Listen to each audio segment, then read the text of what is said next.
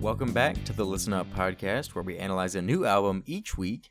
I'm Jamie, and this week we've got me, Nick, hello, and Jordan. Hey.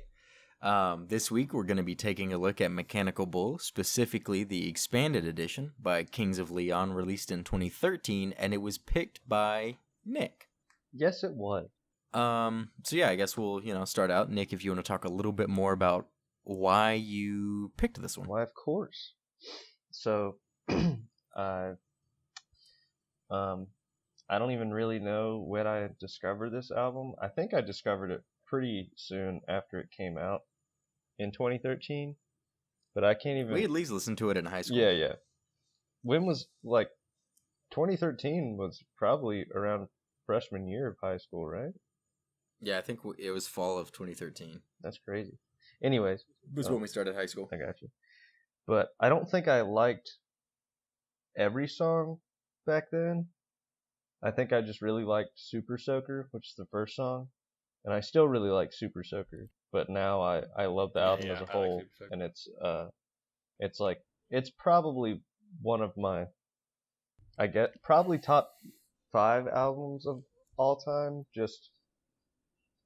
I think. One of your what? I guess. Sorry. I said probably one of my top 5 albums of all time. Oh, interesting. Okay. Wow. I don't rate stuff in my head a lot, but I do. I've loved the album for a long time. Yeah. And I got you. Yeah. I'm probably somewhere around the same thing where, heard Super Soaker and I was like, oh, this is really good. And then I've come to appreciate everything else that this album has to offer in the ensuing years. Yeah.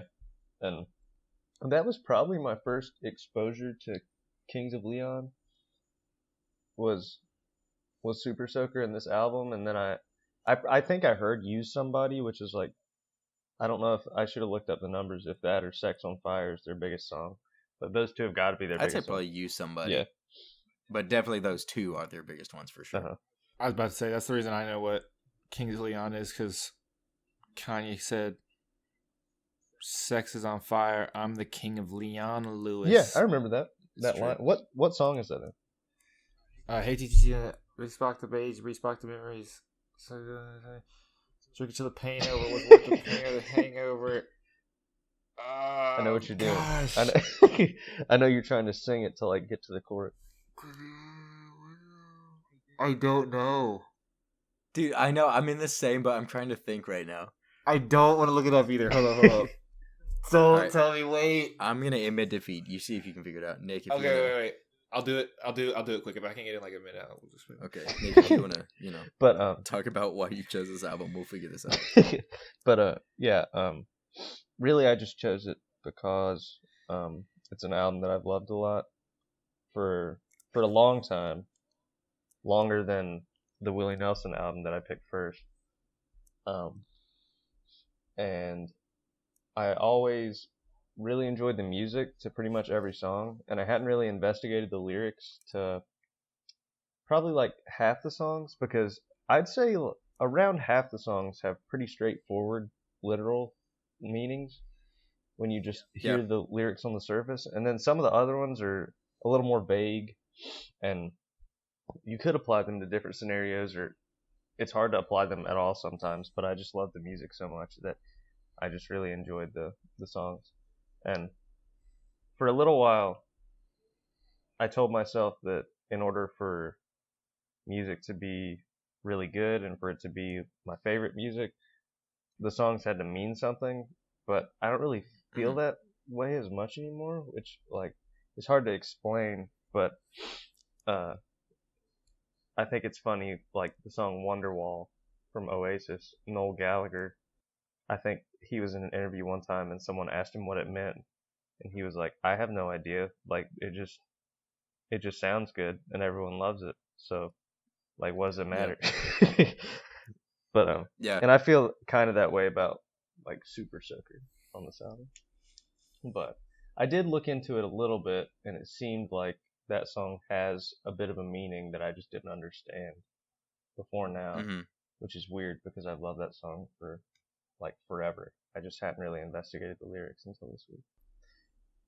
But yeah, Gotcha. I wanted to dive into it more since it was something I've loved for a long time. That's the main reason. Makes sense.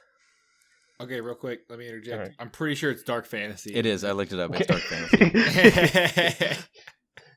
A song that I don't know how many times I've listened to, and I couldn't place that one. Dude, line. I couldn't either. It's because No. it's kind of in the middle of the choruses, so it's kind of takes a while. Now that you I say that, didn't I sing can it hear till like the the chorus. beat in the background.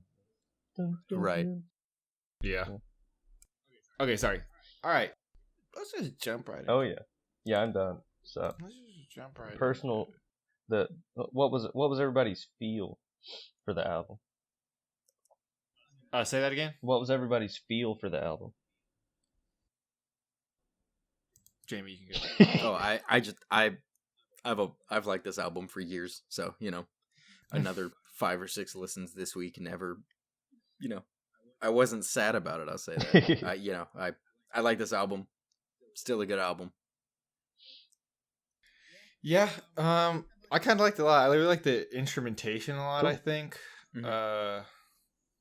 Yeah, I again never heard. Well, okay, I have heard Kings of Leon before, but again, never listened to this kind of music.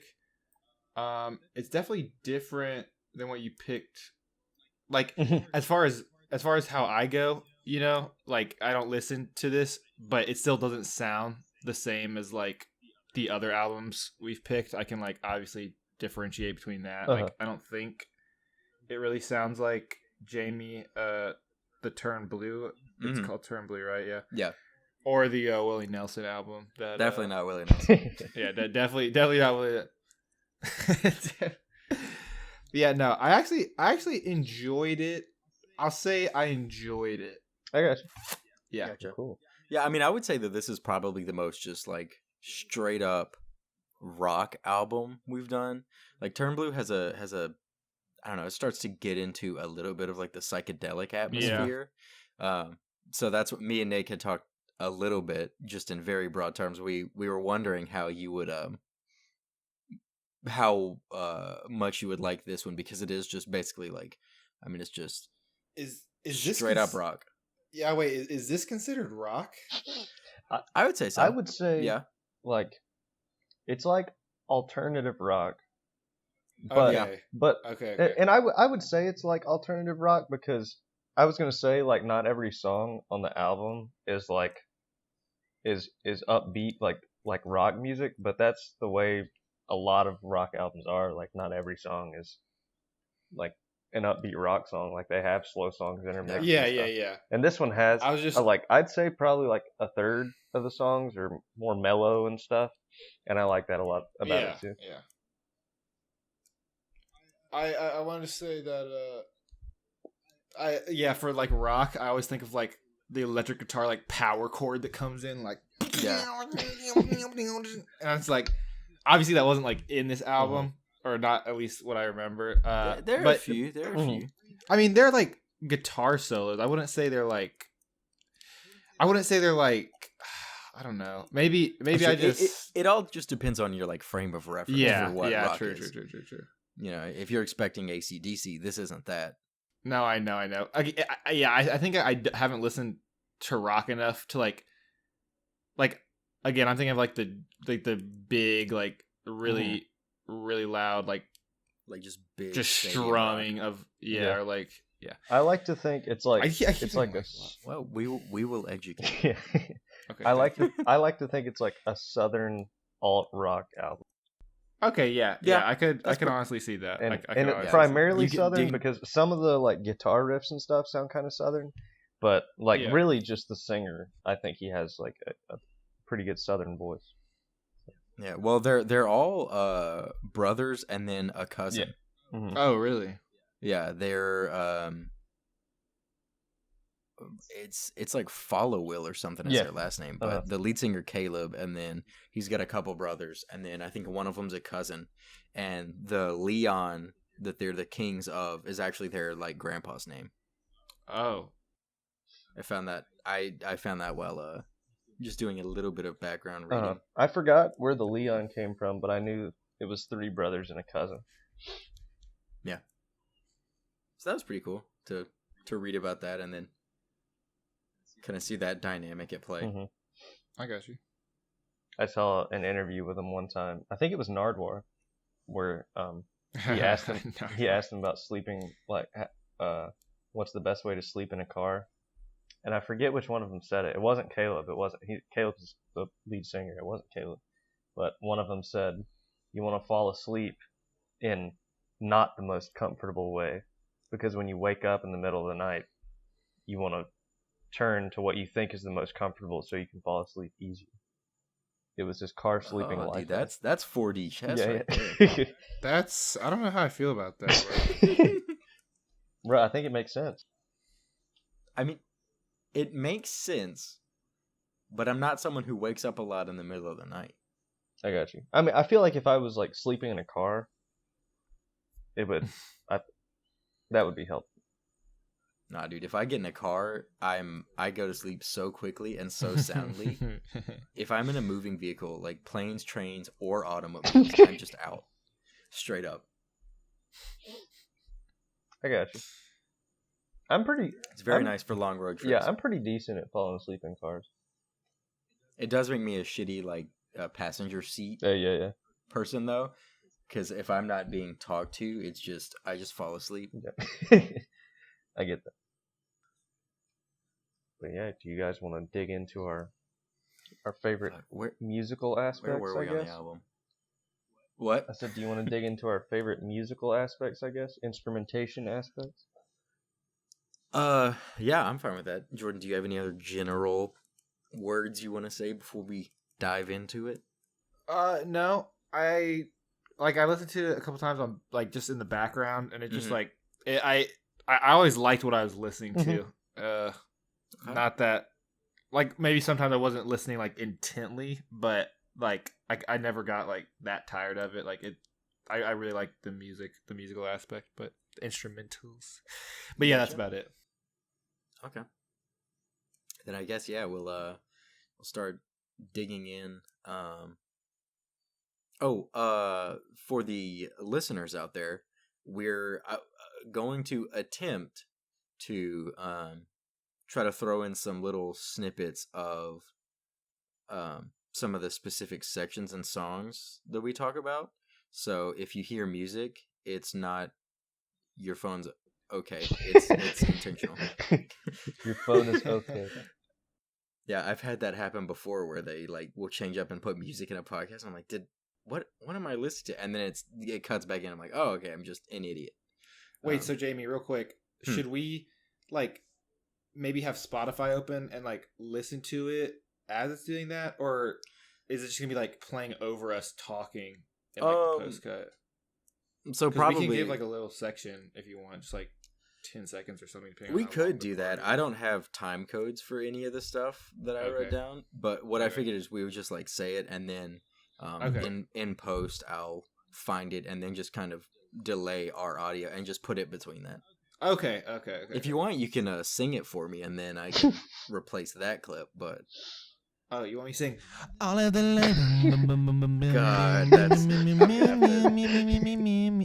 directly cut that out before I do any audio processing. I want that to be the intro to the podcast. Bro, please.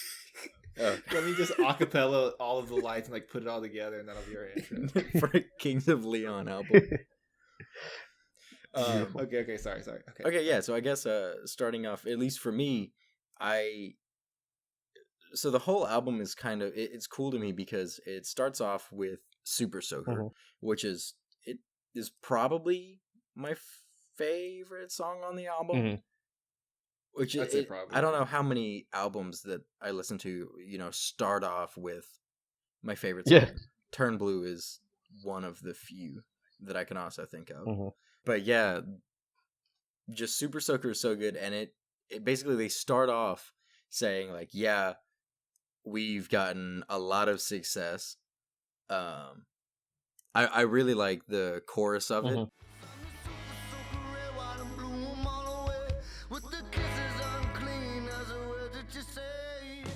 but I like the way that it says the part about red, white, and blue 'em all away. I think that that's a pretty cool play on words that kind of shows that they're from the U.S. and they've had international success, but then there's also, it kind of strokes the ego a little bit, and it's like, yeah, you know, we're surprisingly good, kind of, you know, we're blowing people away. Yeah, I know. So I think that I know that their first few albums that were, I know they were just bigger in like London, especially. Yeah, I think Something by the Night was like huge. And the one over right there. before that one, it's called. Mhm. It's the one with the light bulb on it. The one I probably listened to the least of Yeah. their catalog. God, I can't remember what it's called right now, but I'm pretty sure it was pretty big too, because that one of the biggest songs off that album, I think it's called Fans, and I think they threw a little line in it, like about London to get like British stuff. It says like the line is, "All of London sings, 'cause England swings, and they sure love the tales I bring. And on rainy days, it ain't so bad when you're the king they want to be," I think is what it is. That's off the top of my head. That could be wrong, but It's okay, we couldn't hear it because Discord cut out, so Of whether it's right course. or wrong, we don't understand. You cut out for a pretty long time. I got It was like 10 seconds. I need to I think I just need to face my microphone, because when I was thinking, I was like looking Yeah, up just and put it right in front. Like I talk right in front of I mine. got you. Mine's like, it's right in front of me. It's just down a little bit. I don't know. It's whatever, dude. It's whatever. I don't know. It's so funny because Discord just hates me. whenever I go back and I'm editing it, like your audio just sounds totally normal. It just Discord really doesn't like you. Your internet, Nick, brother. It's because I hate gamers, and Discord is for gamers. Cut out Midson. I said it's because I hate gamers. Oh yeah, makes sense. It's okay. Once we do this in the fall too, you should have really good Wi-Fi because That's true. It's true. the school That or university internet, man. Mhm. whatever. Bro, that is different. It's like Oh, what was it saying? though? 3 terabytes upload speed. Oh, I thought it was cool that the album kind of starts off with a song like that, and then it kind of moves. It has its ups and its downs of like success, you know, celebration, and then he's like, some of the songs it seems like he's kind of dealing with how it's kind of turning him into an asshole, Yeah, and then he gets apologetic, and then it goes a little bit up and down, and then the end of it ends on a really like somber song about regretting like hurting the other person that he's in whatever relationship with. Thought that was kind of it's like a mechanical bull ride. Oh, Jamie, You can't just, see it, but I just made a face when I you said made me- that. So you made me appreciate this album even more right now. what? I said you made me appreciate this album even more when you just said it's like a There you mechanical go. bull. It was There you go. so poetic. I was trying to figure out the title the entire time, and I think that may be it. I can see it. Kings of Leon, please let me know if I got that right or not. I know you did. We'll tweet at you. But yeah, I mean, I even without that though, like, I really like the songs individually.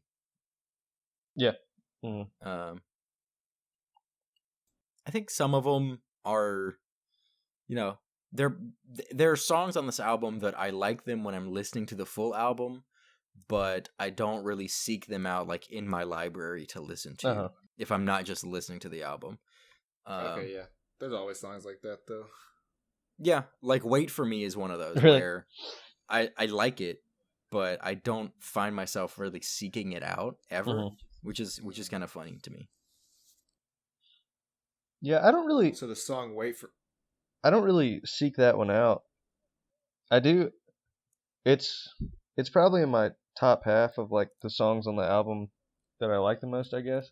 But I don't really seek that one out either. But like Coming Back Again and Don't Matter and Work on Me, I don't really seek those out a whole lot. I don't really seek out much of them besides Super Soaker and Comeback Story. but I really do enjoy like pretty much every song on the album, like you were saying when I listened to it. Mm-hmm. Yeah.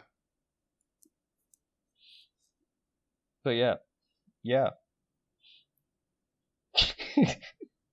I'm sorry, Nick. No. You cut out again for a long No, time. It's okay. I understand why no one was talking now, because you guys probably thought I was talking, but I stopped talking for like a second or two, and then you guys just weren't saying anything, and I was like, You were silent Yeah. too. Oh, that's funny.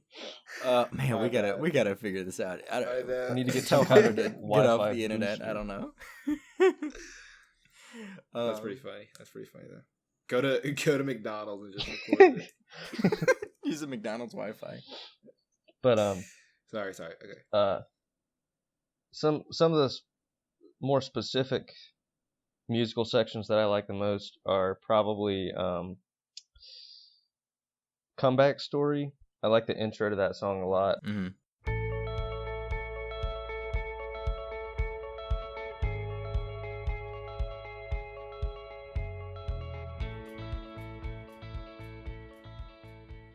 And I like around 2/3 of the way through when they add in like the string section in the chorus. I Yeah. really like that.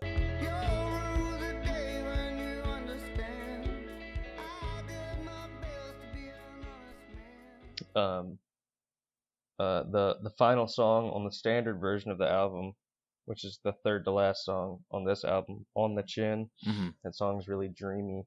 I like that aspect of it. I really like the rhythm to Family Tree. Like, It's very yeah, funky. like they don't even like there's a little guitar, but it doesn't drive the song at all like the drums and bass do. And most of their songs, I would say, are driven by the guitar, or like I think most of their songs are driven by a fair amount of rhythm, but the guitar takes the spotlight. But in this one, you definitely hear the drums and bass. Yeah, it's just bass and drums. It's just like the rhythm section the whole time, just kind of chugging along. And towards the end, they cut out some of the instruments, and you like hear the clapping.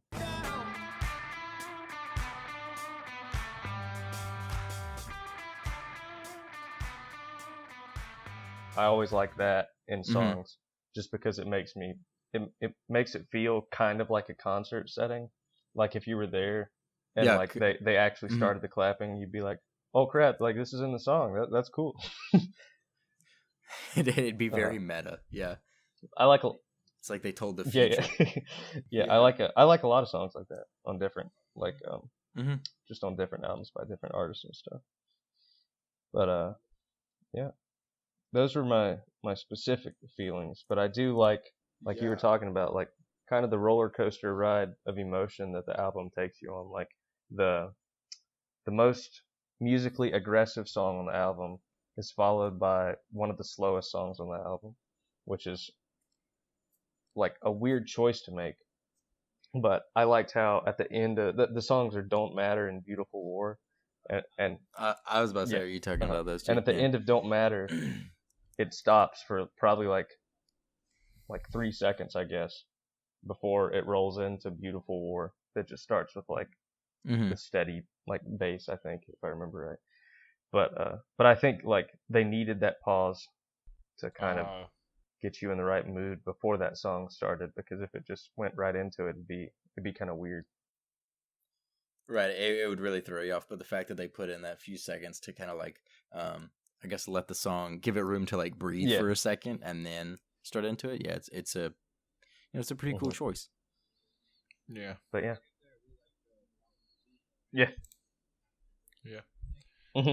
I was gonna say I really liked Rock City for maybe the same reason you kind of like Family Tree, Nick. It does have a little more of that, like, I don't know. It does start off with the drums. Is like the drums, like the dun dun dun.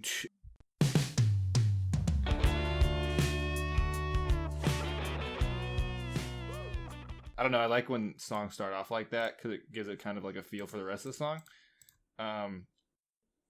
So then, like, also towards the end of Rock City, I really like where it's like, I don't know why I really like this line, but it stood out to me. It's like, it's always the same. I know. I like when people just like elongate words sometimes. I don't know. I just really like that.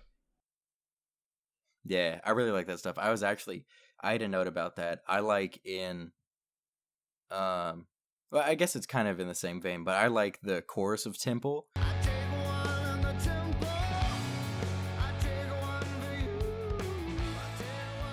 But I really specifically like the way he, Caleb does the you ooh ooh ooh with his voice. I don't know. I really like the same thing. It's just an elongation that then they use to kind of add a little bit of I guess it adds a little bit of like variety and nuance to it. That's pretty cool to me.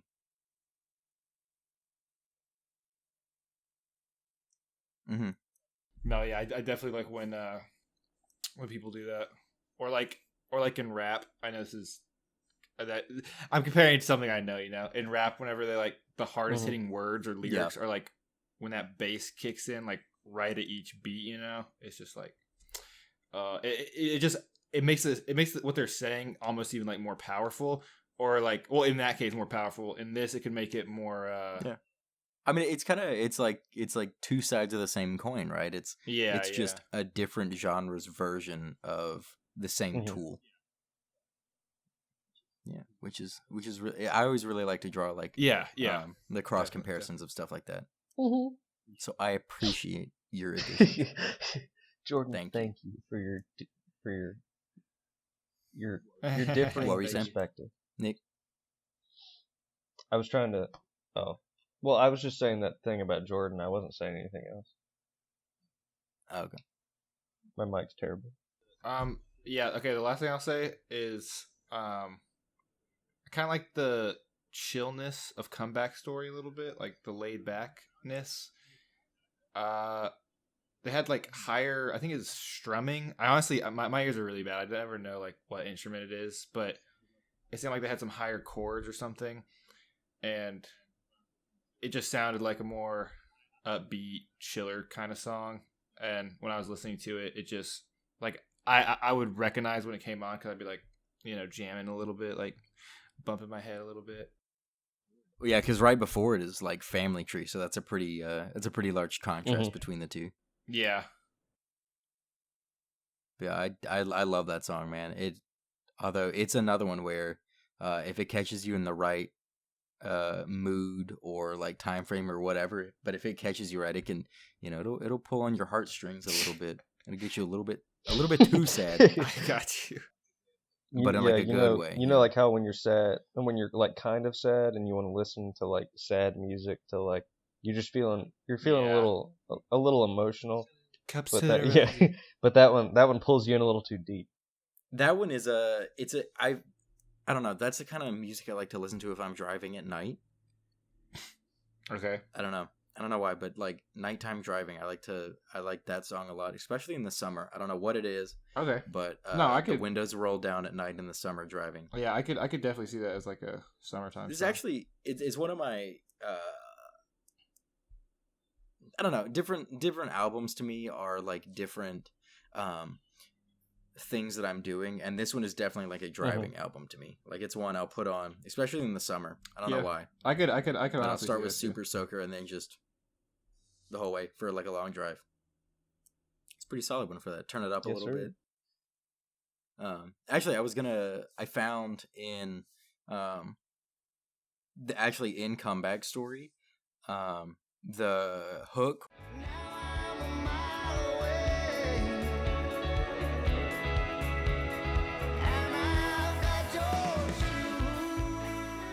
Is actually a joke. I read that. Their grandpa had.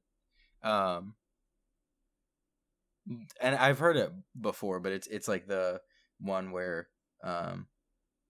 before you like say something or judge someone else, make sure you walk a mile in their shoes. That way you are a mile away and you have their shoes so they can't like, run after you or whatever.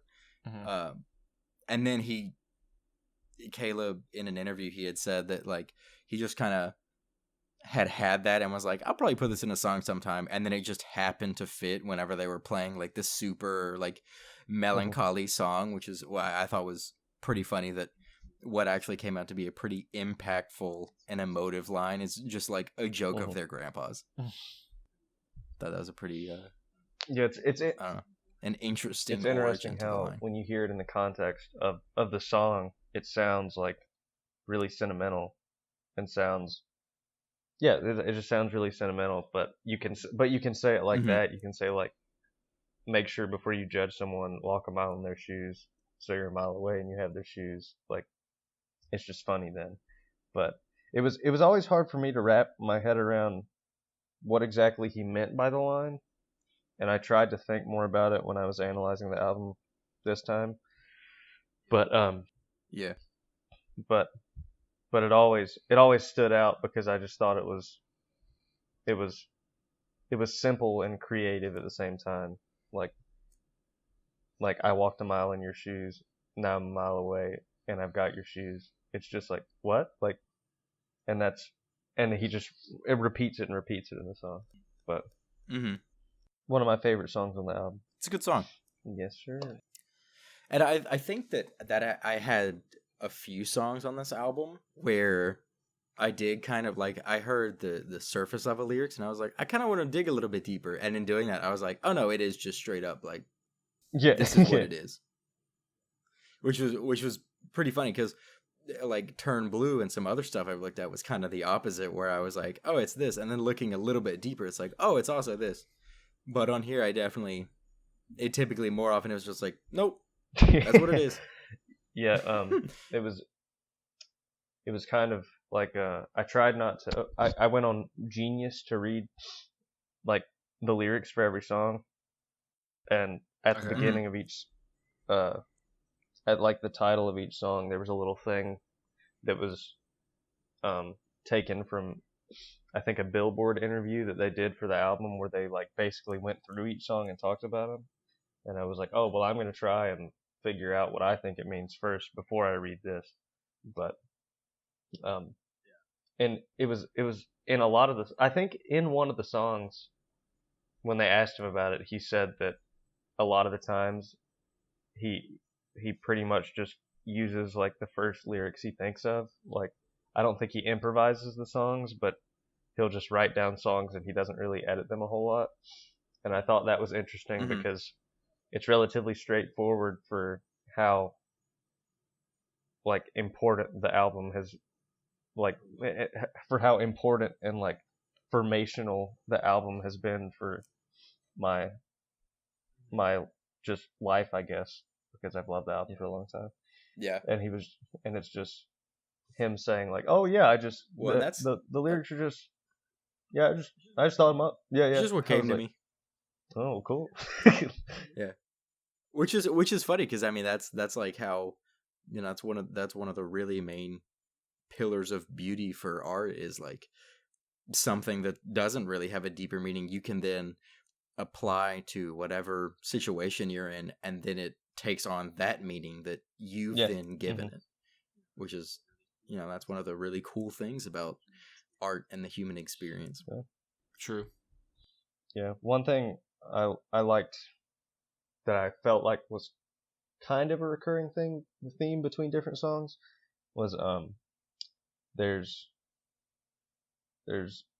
at least 2 or 3 times where he mentions like wanting to find his home, or like finding his place to rest, or like trying to trying to find his home and stuff. And I guess that's always kind of resonated with me, like trying to figure out what I wanted to do in life and stuff. Like in Super Soaker, he says, I don't know my home, I don't know my place, I just want to be there. And then in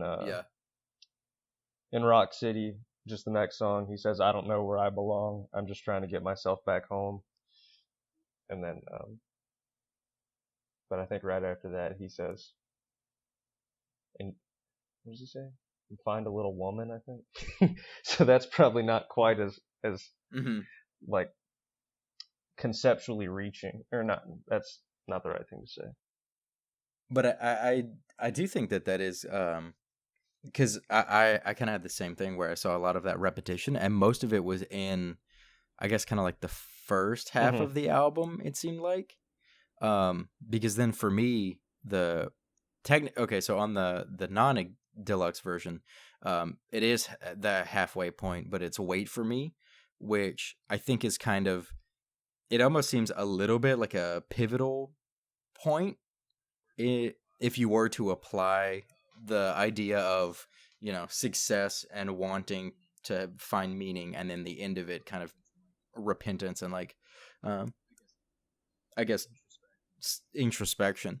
But in Wait for Me, it seems like he's kind of giving up the drug and alcohol fueled Mhm. lifestyle, and which is, I think, what I interpreted the wanting to find a home. It meant like finding a place where he didn't have to, be this kind of like asshole that he Yeah. didn't want to be. Especially the ending to the second verse.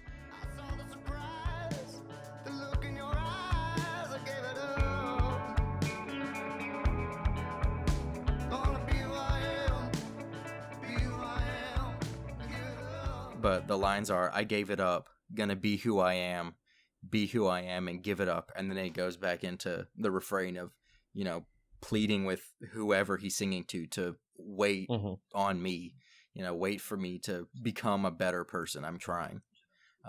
Which I thought was pretty cool. Yeah, I always thought that If you're responding, I don't think we can. I hear just you. started saying something. I always thought that that song kind of had the same vibe as Belladonna by the Ava Brothers. That's like Belladonna, what song? I think is what it's called. Belladonna. Oh yeah. Off the Gleam Part 1. I don't know. Wow, I don't you know guys which are Gleam smart. it is. It's the yellow one, which Okay. I'm pretty sure is one. Or is it the red one? I think the Gleam Part 2 is the yellow one. I think.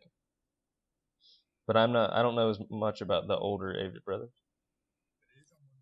But it is on Yes, one of the for Gleams. sure. We know that one for of the sure. Gleams. But yeah, that song is about like trying to reconcile, like basically like trying to rebuild a relationship from like rock bottom is kind of my impression of it. And this is similar. Like he just keeps repeating, "Wait for me, wait for me," for sure. and trying to get better and stuff. And those sentiments are echoed in Tonight, which I never really knew, which is one of the later songs on the album. But I never really knew what it was about. It always sounded really emotional because the song like swells and builds towards the end, and the lyrics are really passionate. But he says in that song, I don't know why I keep acting this way. Everybody knows it's strange, and it's something along the way, and who knows what the something is. But he says that like he says that multiple times in the song, that I don't know why I keep acting this way. Everybody knows it's strange, and I think that had to deal with all the problems with like I know he had problems with alcohol. I don't know if there was other substance abuse involved, but the more I dug into it, there were more and more songs that reflected like his attitude about that in this album, and his reflection on it, and trying not to go back to it, but realizing that like it's a demon that he has to fight and stuff. Yeah, and honestly, that might also kind of lean into the furthering the narrative of, please wait for me. I'm trying to get better, but then 2 or 3 songs later, it's like it's still there, so it's not gone away. It's just furthering the pleading of like, just give me time. It's pretty neat. Okay, let me just interject real quick. Again, I feel like I never like have anything intelligent to say sometimes. I'm just like, you guys like know that's how I and felt that's not like last week, but I mean, you Okay, you haven't. okay. I've loved this band for a long time, and I'm pretty sure I've like read their entire Wikipedia page and like watched interviews with them and stuff. So like I'm just a huge fan of the band. Yeah. No, yeah. I was just saying if I'm like being quieter than usual, it's mostly because like I'm not trying to inject something like stupid in the conversation, you know. Yeah, it's kind of funny. That's how I also felt like last week, which is it'll be cool to see how we all improve on that as this goes on, because theoretically we should have more and more like it's kind of like cross training for like sports. I know. Like as you figure out how to analyze stuff for one genre, it will gradually also bring everything else up. True. Yeah. Which is cool. But yeah, sorry. I didn't like mean to apologize, but I was just like, I don't know if you guys are like, oh, Jordan doesn't know. No. You're okay. Cool. We would never talk about a homie like that. We love our you homies. guys. But on a lighter note, the song "On the Chin," when I read about it, they talked about I think there's the first line of the song is "There's a boy I know who's afraid of the ocean," which I think it was just weird and like weirdly specific, but I like that in a lot of songs. What was the line? The line was, "There's a boy I know who's afraid of the ocean," and oh yeah, I didn't even connect that. So after I kind of looked at the lyrics, I tried to do a little bit of what you did, where like you read the lyrics and didn't read the like their interview. I think it was with Billboard. But when I went back, then I went back and read those to just kind of see what they said.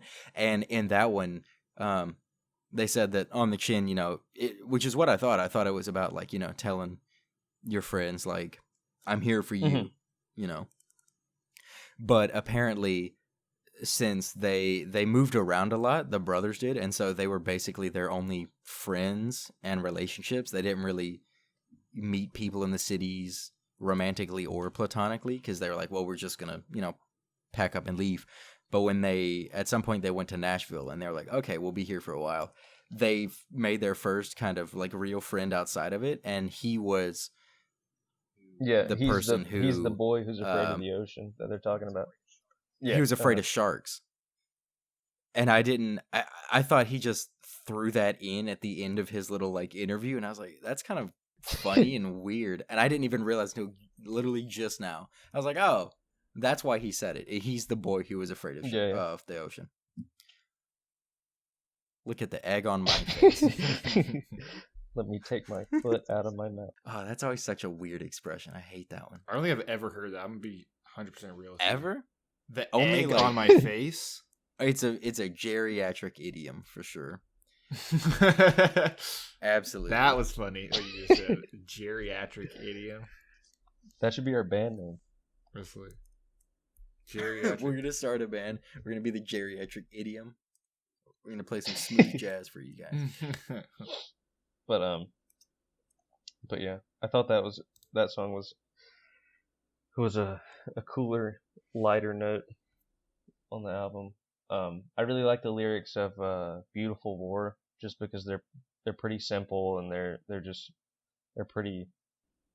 You don't have to read into them a whole lot to know what the song is about, and I think the sentiment of love don't mean nothing unless there's something worth fighting for.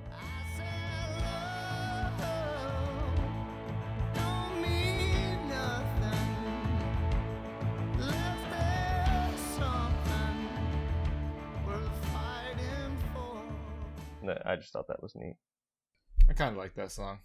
It wasn't the best, but I think the biggest thing I like about it is how there's like the break between "Don't Matter," which is just chugging downstroke power chords, and then "Beautiful War." But I do think that chorus is I like the way that's written. Straightforward, easy to understand, has meaning. Boom, there it is on. Yeah, I realized. I knew, like, especially with their newest album, they're like, they've always been kind of a pop structured band. Their music isn't necessarily poppy, especially their older music wasn't really poppy at all. And their newest album is a little more poppy and like produced and structured. And I still like it a lot. But Everybody's going that way these days. You can't. But me and my roommate were actually talking about that, how like people like to crap on stuff because they say it's just like people are selling out, but really when people say a band's selling out, like they usually just work harder to produce that record and like make it a lot tighter and like sonically just like exact. Like there's nothing like wrong in like any aspect musically with it. It's all just like pieced together really well. And that is more poppy in a sense, but also like maybe they just wanted to try and make a really structured album. I don't know. But maybe they wanted to try and get a little more money because it's easier to listen to. I don't know. But They're cloud let's chasing. see what all this chatter is about with this whole structure thing.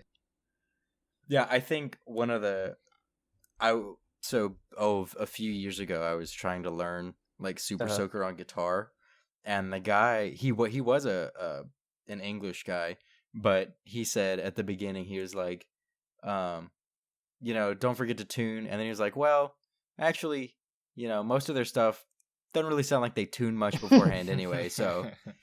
And yeah, it just kind of fits into that. They're like, we're just gonna play music.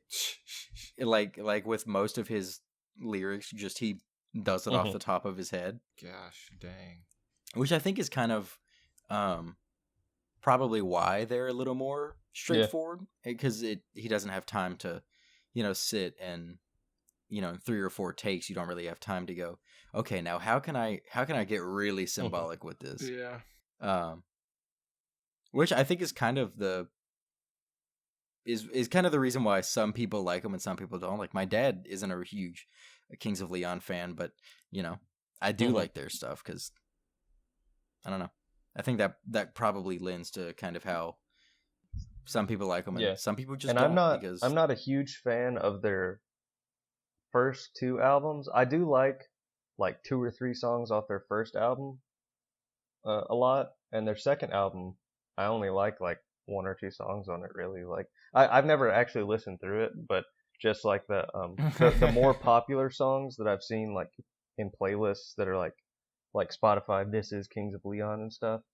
Like I think off their second album is Aha Shake Heartbreak. I only know like The Bucket, and that's a pretty good song, but I've never listened all the way through that album because it just sounds so much more like a first album, like a band you would hear like in like a really small venue or something, which is I like that in some music, and I would probably like it more now, but I do like how they're more structured now, but I like their different albums because really each one has a little different feel to it, because all the music is kind of similar, but also it's all kind of different, which I like. I got you. I guess it's probably that way with most musicians, but you get what I mean. Yeah, there's only a few that I can think of that I like really just from the beginning sound really rock solid. One of them is Cage the Elephant. That's a big one for me. But they kind of also went through a whole sonic transition. Mumford & Sons is another one that's kind of in the same boat. Leon Bridges. True. How many of Mumford's sons are in the band? I hope none, because they're all like the same age. That'd be really weird. And scientifically impossible. But I did think it was cool that on Kings of Leon's first album, they're at least, I don't know this officially, but I do remember that when I back when I used iTunes and like bought individual songs, I bought the last song on their first album. Yeah, so far which back. I think is Holy That's Roller cute. Novocaine, and it said like when I started playing it, I think it gave the length on iTunes, so I don't know why I didn't realize it until after I bought it.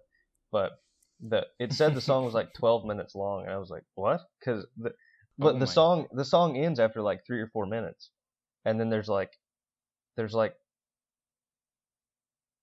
8 minutes of silence, and then there's like a secret song at the end. Yeah, okay. No. So I have it It's right here. Talihina It's Sky is the song. the song ends at Yeah. 4:05, yeah, and then Talihina Sky starts at 8:20. So there's what's that? 15? 4 Yeah. minutes and 15 seconds Mhm. of like dead air. And it's like a secret track. I just thought that was cool. Yeah, it's Mhm. hitting track. And Yeah, there are a few songs like that actually. One of them is by Ed Sheeran, you know, the god among men, Ed Sheeran. He Gimme Love it's a good song. It's on the Orange album, whichever one that one is, like Plus or whatever. I don't know. Can't believe he invented math. he's a genius. But it's the same way, and that song's good, and it ends at like 4 or 5 minutes, and then it's silence for 2 minutes, and then it's actually a folk song, but it's I can't remember now. I'm totally blanking, but it's a really good folk song. I really like that folk song, and it's the same way.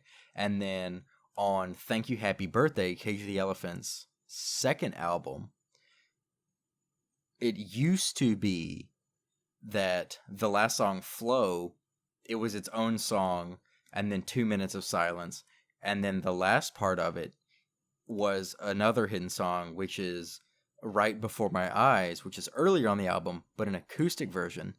And they actually have retroactively, and I don't know why, and it makes me mad, they've gone back and changed that song on like Spotify and Apple Music, and now it's just the first part of the actual song. They got rid of like the hitting track part on the end of it. So like they like separated them into like two. Oh No, oh, it what? doesn't exist.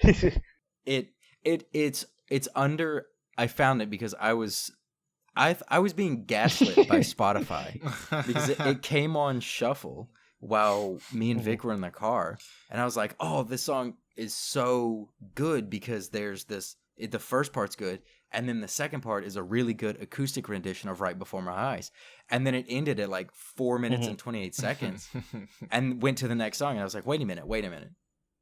So I went back and played it. I did that like 3 times. And then I was like, I swear, no, because this used to be, it was 12 minutes long. This was like my favorite song on this album.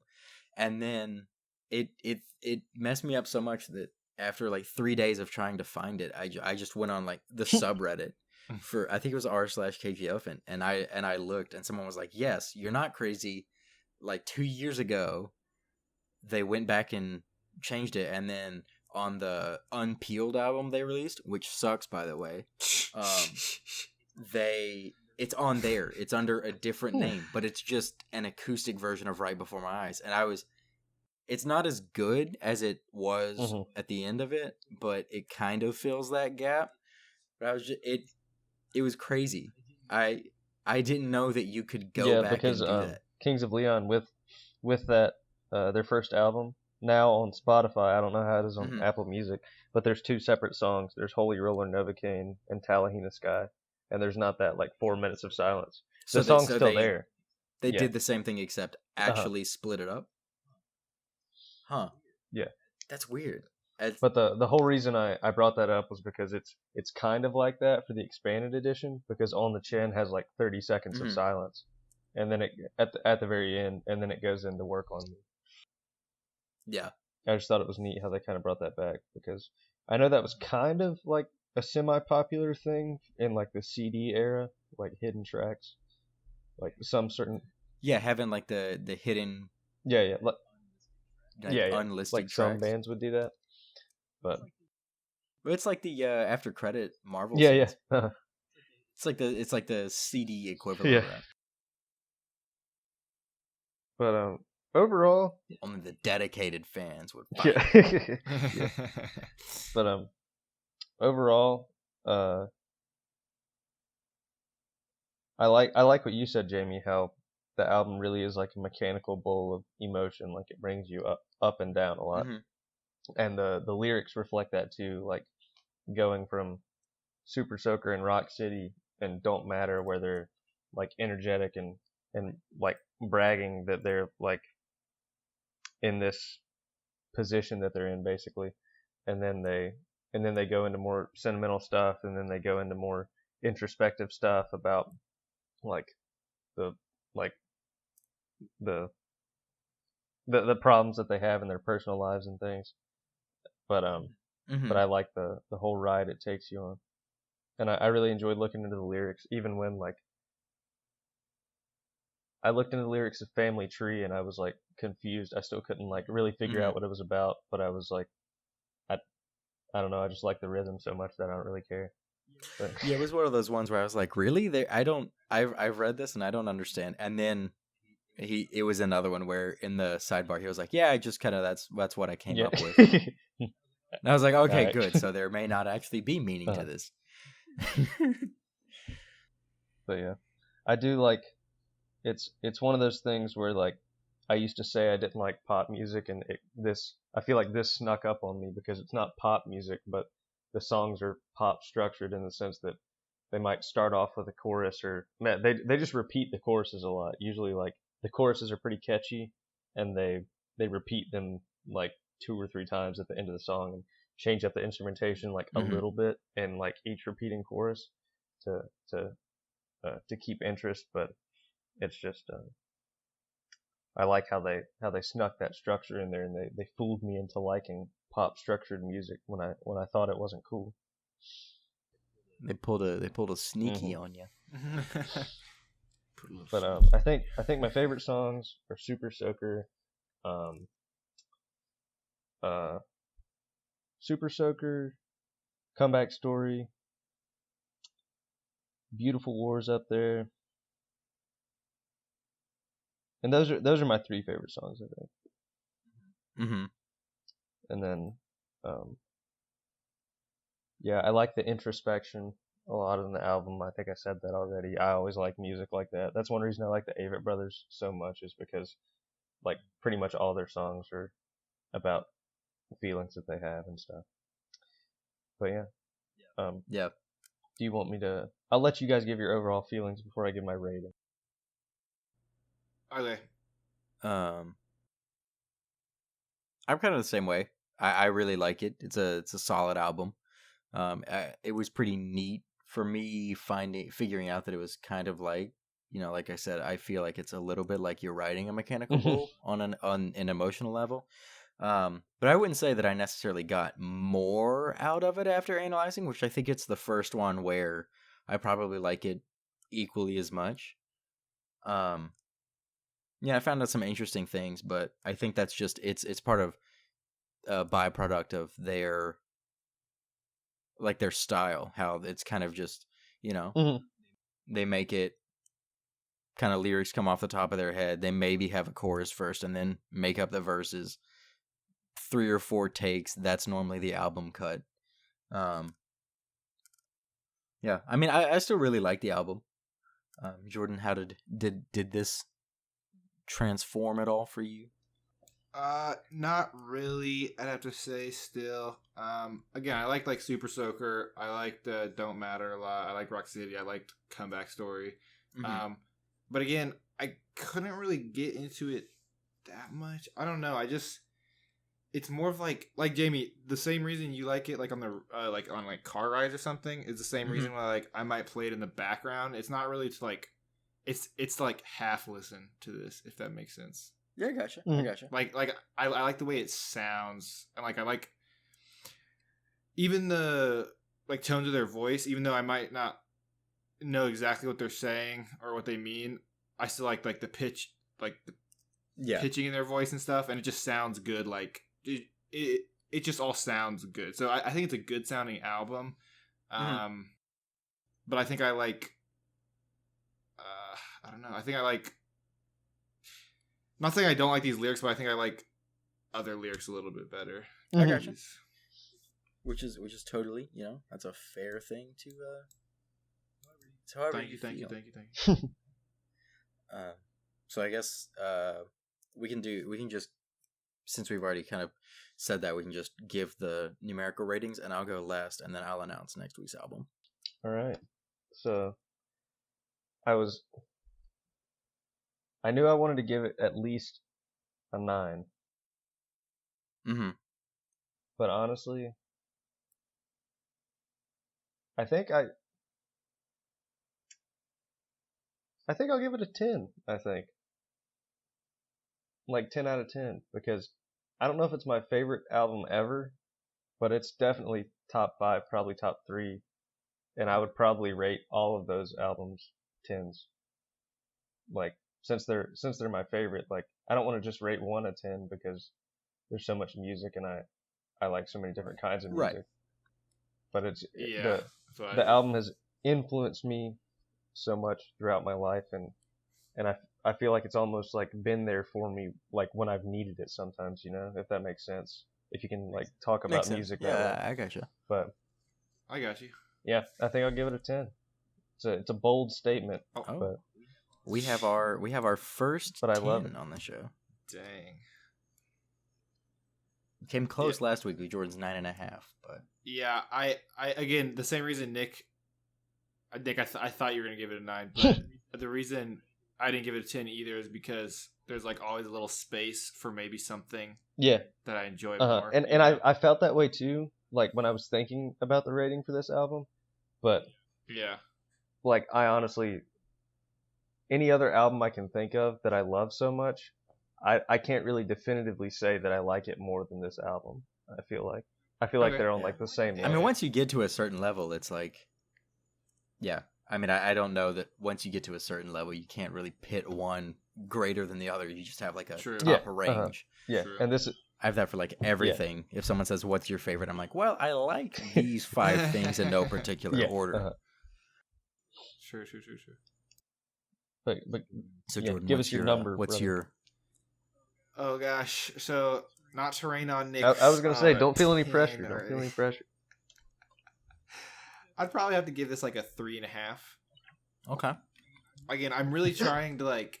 I'm starting to try to like this kind of music, and I Mhm. might give it higher. Like if we revisit it in like 6 months or however long this lasts. Yeah. I might Forever. enjoy it more forever. Yes, honestly, it could. But have our kids on the show one day. We're definitely not going to run out of music. No, definitely not. But yeah, I don't know. It's just more of Nick. I feel so bad after you say like change your life. But I Oh, mean, no, music. you're good. That's like how it is Yeah. to No, individual but that's how people. it's all subjective, you know. Yeah. True. But yeah, I couldn't get into this album a lot. Yeah, I don't know. I like how it sounds, but other than that, I don't see myself listening to it a whole lot after this. But yeah, Gotcha. Okay. I'll probably. Yeah, I mean, I like this album before. I like it after. It's a solid album. I'll give it a. We'll go with a 7. I think. I do really like it. It's probably, top 20 albums. But it is kind of the thing where I think of other ones that I would put higher than it, but I do still, like I have probably like 400 albums that I would give a 7. So yeah, I'll roll with my 7, which would bring us to, as long as I can do math, that'll bring us to an average rating of 6.83, which I think is the same as Turn Blue. It's pretty close. I can't remember what it was. But. dang, that's kind of crazy. Which is funny because we've gone back to rock and somehow we've still averaged out to the same number. We have to get higher than 7. But it's just we'll find it. That'll. I wonder what'll be if the we first. did like My Beautiful Dark I Twisted think- Fantasy, that'd be guaranteed higher than 7. But that's just a softball toss. We need to find something hard. Yeah. I'm pretty sure I have an album that I know. I think that I might pick that will be higher than higher than a 7 that we all agree on. Mhm. I'm not gonna say it, but I have my suspicions. Okay. Well then, with that little, it won't be next week because next week I'm choosing it. And the album we will be doing is Being So Normal by the band Peach Pit, and it was released in 2017. Interesting. Yeah, Jordan, we're gonna take you. We're gonna start to test the indie waters with Did you. you say it's A little by bit. Watermelon Seed? Shut up. They're not quite. They're not like. We're not gonna hit you with Vampire Weekend or anything straight off. We gotta Bro, I love Vampire Weekend. There's no way you really love Plot Vampire twist. Weekend, Jordan. plot. Oh, really? Like, dude, what is the sunflower or whatever? Oh, yeah. Jordan, were you being legit? No. Okay. I Okay, wanna I was get like, that there's no on way. the record. Yeah. Okay. Okay. Dude, don't mess with Vampire Weekend when Nick's Okay, around. I don't stand them as hard as I did whenever Father of the Bride came out, but I, Yeah. I went back and listened to it the other day, and I was like, man, why did I really like some of these songs? But I do like pretty much all of their popular songs, and some that aren't popular, but some of them are pretty weird. I'd say I'd probably fall into that camp. But yeah, next week we're doing Peach Pit, not Vampire Weekend. So again, that'll be Being So Normal by Peach Pit, and it was released in 2017. It's an album that I've been listening to a lot of. I don't know, it's been the kind of mood I've been in for the last few weeks.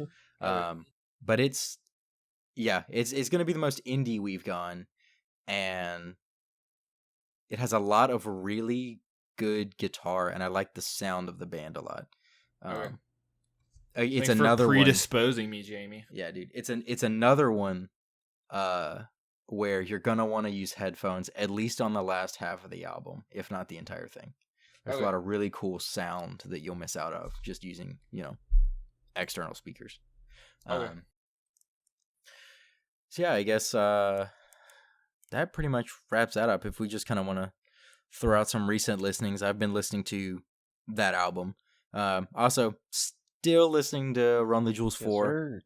And then I've also lately kind of been mixing in a little bit more jam with Marcus King Band and Tedeschi Trucks. Yeah. I've pretty much been listening to the same thing. Also, there's not really any new music I discovered in the last week. Mhm. I'm still listening to Poppy Smoke. Bro. I'm still listening to that. Woo Wednesday. I listened to like one or two songs off of Lil Boat 2, which is Lil Yachty's album. Mm-hmm. I realized just like a couple weeks ago that I downloaded it right when it came out, and whenever Apple Music has albums that like come out like the night it comes out, they usually like offer the clean version, and so I accidentally downloaded the clean version. Can you believe it? And then I was like missing out on all these words. I was like, what the What's expletives? going on? I was like, what? I can't even cuss. Why? No, see, yeah, I downloaded that. I've been like re-listening to some songs that I've been listening to like the clean version of forever. But Gotcha. other than that, no, I haven't really listened to anything new. Nick, anything new in your sphere? Of Yeah. Do you guys know who Phoebe Bridgers is? Mm-hmm. No, She has A banger of a song. what song is it? A killer. I love Okay. that one. I've only listened to her first album like one time, and it was pretty good. Mhm. But she came out with an album last Friday, and it's called Punisher, and it's pretty good. I like how a lot of her songs they're like specific stories, but they have relatable emotions in them, and I think that I saw that come out. I've gotta check it out. I think that like the specificity of the stories help illustrate the emotions that she creates. It's pretty good, but it's pretty Yeah. sad music, so you got to be ready for it. But I also listened to Oh dang. Let It Bleed, the Rolling Stones album. Pretty good. Forgot how Mhm. much I liked it. Also, Neil Young came out with an album that was like he recorded back in like the 60s or 70s and just never released. He came out with that album last Friday. And What it's album called- was it? It's called you said? Homegrown. But Yeah. I've listened to like I'm familiar. I listened to like half of it and it was pretty good. But I've been Yeah. meaning to listen to the whole thing. And then My dad's a big Neil Young Okay. guy, so heard quite a lot of his discography. And then finally, I was listening to. It's a mostly instrumental album that's kind of like like bluegrass classical almost. Like Mhm. it's called Not Our First Goat Rodeo because the same group of people came out with an album called Goat Rodeo like a few years ago. But yeah. But it has Yo-Yo Ma, like the famous cellist. Um, Right. a guy named Dude, I gotta check that a out. guy named Chris Thiele. I'm pretty sure that's how you pronounce his last name. But he's a Mhm. really good mandolin player. And then another guy named Stuart Duncan and another guy named Edgar Meyer. And I'm not sure. Hmm. One of them plays bass, and I think the other one plays violin, but I'm not sure which plays which. But I'll have to Interesting. check but that yeah, out then. it's a pretty good like. I listen to it when I work because there's no words in it, and Mhm. like I like it. A lot of the songs are pretty cool. Chris Thiele has a good band called the Punch Brothers, and they make like bluegrass folk music, and I like them a lot too. Huh. So yeah, that's about it. Gotcha. All right. Um. Yeah. So then, we wanted to say thanks again for listening this week, and remember to tune in next week where we'll take a look at "Being So Normal" by Peach Pit. Make sure to give it a listen or two to kind of have your own thoughts before going into it, so you can kind of see, if we touch on what you, the listener, kind of gathered, and then if we miss anything or you just want to, connect with us, you can either, feel free to leave a comment on YouTube, or if you tweet at us, we're on Twitter at ListenUpPod, and that account, as well as all of our personal handles, will be in the description of wherever you found this podcast. We are now on another big one we're on is Google Podcasts, and we're currently trying to get it ironed out to be on the last big three, which is the Apple Podcast. So, we'll make a tweet whenever that's up. But for now, we'll catch you next week, and remember to listen up.